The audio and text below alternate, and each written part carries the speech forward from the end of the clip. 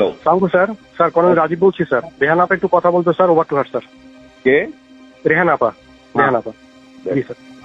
আসসালামু আলাইকুম ভাইয়া। হ্যাঁ ভাই সালাম।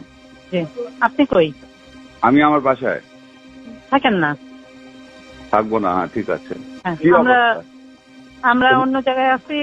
আমরা মানে ববি টিউলিপকে কনভিন্স করছে তো, ফোন না করতে পারলেও আল্লাহ যদি বাঁচায় রাখে কথা হবে। তো তোমরা অন্য জায়গায় চলে গেছো, আপাও গেছে। জি ভাই, তো আপনি তো আমি আমরা যদি বাইর হইতে পারি আমরা বের হয়ে যাবো। আনিসুল হককেও বের করে ফেলিস সাথে।